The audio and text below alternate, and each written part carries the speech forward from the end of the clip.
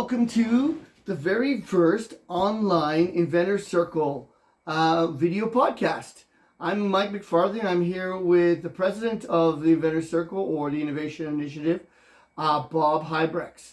Hi, Bob. How are you doing today? I'm doing just fine. Thank you, Mike, for the introduction. My name is Bob Hybrecht. I am the founder and the current president of Inventor Circle. We have been in operation for 17 years. In other words, we started in 2003, and this is called the world's first Inventors Co-operative. Or if you don't believe us, look at our sign. That's right. Yeah, so eventually we'll unravel most of the words and the logos and the 10 inventors that are showing on this side of the sign. And we'll talk more about these, how important they are and why they are important and why did we pick them. And also we have several logos here on the bottom lines, very important, that'll blend in with our purpose and with our vision that we have put together for this particular podcast. Now, I would think if you've heard of the Inventor Circle, since we've been around in the Toronto area for over a decade and a half plus, you have been to our website. I would encourage you to go to www.inventors.circle.org and check out our website and what we're about. But really, in a nutshell, Bob's going to speak to what our mission is right now, because this is our first experience online for people who are not in the Toronto area to understand, first of all, what are we, who are we, why are we, and what we plan to do online. Thank you. Yes, our vision for this podcast and in general is to inspire and help inventors on innovation worldwide this time. And this is what makes it so much interesting. That's why I'm so excited that we, after a year of being absent, basically, not that we're not active, we're still helping inventors even during the 2020 year, which unfortunately could not give us any meetings in person. But anyway, and I keep referring as to what we have on our sign behind me, because already for many years, this sign is more than 10 years old, and it says right underneath the thing here, it says, bring your innovation and your innovative ideas to life. So this was our mission, this was our vision, how to do this. Innovation is probably the most important thing when it comes to the economy. Funny enough that all the activity with basically real estate or with the stock market does not excite or benefit the economy. The only thing that brings the economy up to speed and boosts it is innovation. People like buying new things, people like to be better, faster, whatever it needs to benefit our lives. I agree. And I think one of the things that I said to Bob even before we turned the camera on today was we all have to keep in mind that the things that were around when we were born or when we were little weren't innovations or inventions to us. They just were. I mean, if you grew up, I'm in my 50s, Bob's in his 70s. If you grew up at our age, you didn't know about computers or cell phones. And now kids today, that's just not an innovation. They already exist. So when we talk about the difference between an inventor, an innovation, and an invention itself, we're going to really have to dig deep into the weeds and explain those things. Mm-hmm. That's not for today's video, but just keep in mind, we'll really be unpacking what it is to be an inventor and what it's not to be an inventor. Don't you agree, Bob? Yes, and I'm so happy we're back. Mike keeps arguing with me because he says we never went away. So, exactly. This is the whole point.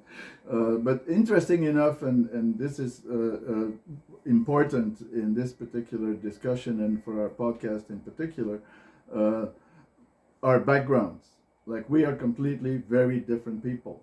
I am the inventor, I am the dreamer, I'm the one that looks around and can't focus properly. On the other hand, Mike is a marketer and a salesman, and he basically knows his stuff, and we both have very deep but years and years of experience. And so in order to help inventors, that would be a very good thing because we complement each other. Exactly. And just because you just see the two of us on the podcast at this point, the group actually has an executive directorship. And if somebody is out there be you an inventor or another marketer or software person and would like to be involved with the Inventor Circle, because it is a cooperative, we would love to hear from you. We're always evolving the organization, and we'll be hearing from some of the other executive members in the near future. But I think one of the things that we really need to delve down into is what kind of things were we doing offline? Since we said we never went away, I think the things that we need to talk about is we had very interesting speakers come. What kind of speakers did we have come speak at over the years, Bob? We had almost a speaker every single month for 17 years, and we never skipped any month. And so we had people with background inventors themselves. We had people that built prototypes, people that are lawyers. Olympian. We had an Olympian. We had a basic lineup of interesting people that have themselves have done it, have started out. I mean, we even had a gentleman come speak who's known to the group, Terry Riddell, who was on Dragon's Den and got $1 million for his air pong game, and he came and he was kind enough to share his experience on Dragon's Den. Now, how many groups do you know can give you direct access to people who are actually doing the invention? They can tell you how it is and what really to expect. Well, over the years, we have been meeting and helping so many different inventors, and eventually we will have segments in the podcast as to who they are, what they do, how long did it take to develop the prototypes, and all the stuff that has to be done in order to bring an invention to fruition. Yeah, absolutely. And I would like to make a quick shout out to some of our regular members who are very loyal to us, who are going to be maybe on the next Zoom call with us. Luis Duarte with his rocket skate. It's a single foot skate. He's taking it from idea to market, and he's still taking it to the higher sites.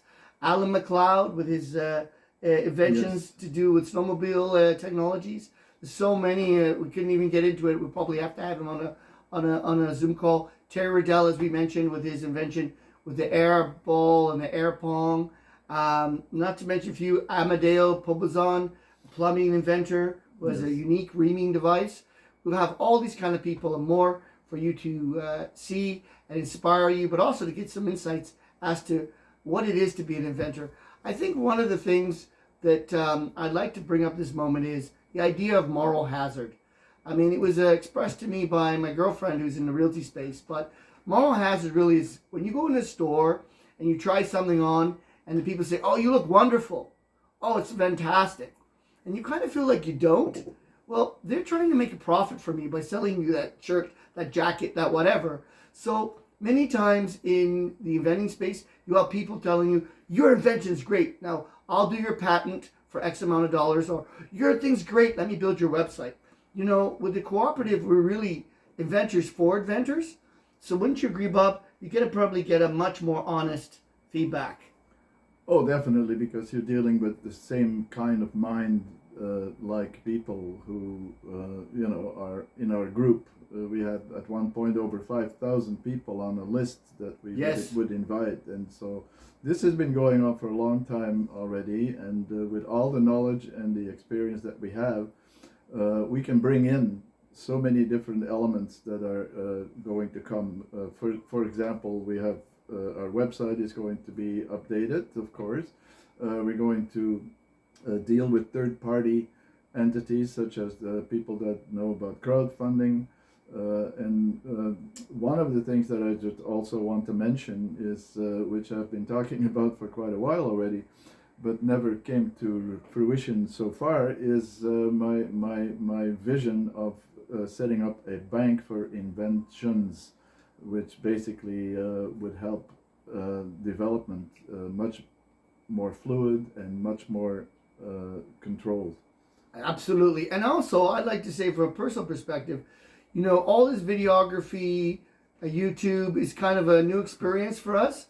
So as such, you know, you're going to be on our journey. We kind of hope to upgrade your green screen and to with the help of sponsors, create a really entertaining podcast where we'll have fun.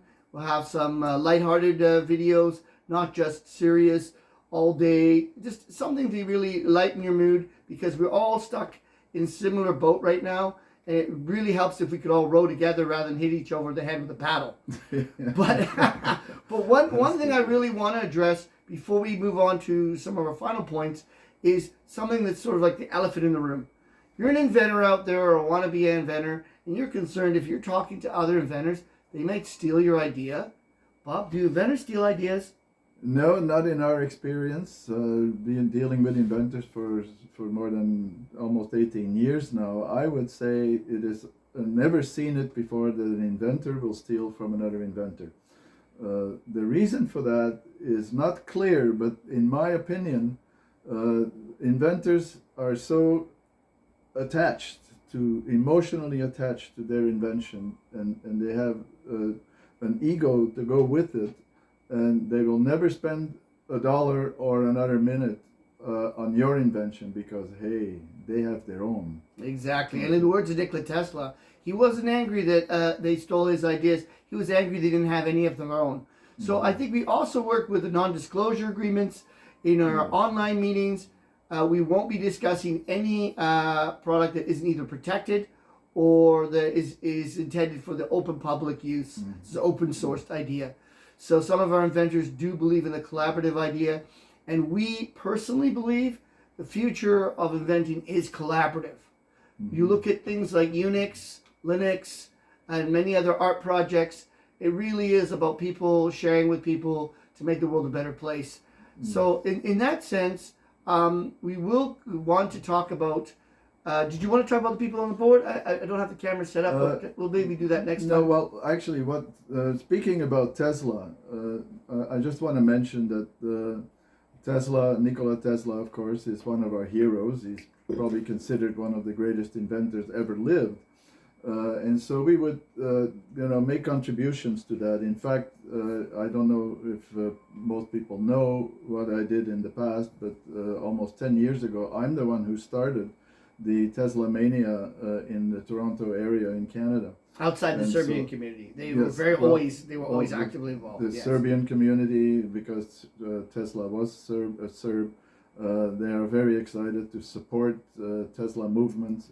And so we did so many meetings on Tesla's birthday, which is July the 10th, for so many years. And now another person has taken over the organization of it, Vic Djordjevic, who is also a Serbian. He's done a wonderful job. They even were able to raise funds to change a road in southern Ontario near the city of Hamilton. The name of the road was changed. The name of the road, to Nikola Tesla Boulevard. That's correct. So a fantastic recognition that he deserved, because not only did he electrify Toronto with Westinghouse, but most people don't know that Hamilton's name before it was called Steel Town, because the steel manufacturing city, was Electric City, because it was the first major city to be electrified by AC current. In Canada. Yes. So we're going to go all into one of these things, but I would just say, we'd like to say thank you, and please, as I always say, like and subscribe, tell your friends, and we'll put some links below for all the interesting things that are coming up in the future. Bob, anything you want to say? Well, we're going to constantly refer to our heroes. As we mentioned, Nikola Tesla, and another one of my heroes is Timothy Berners-Lee.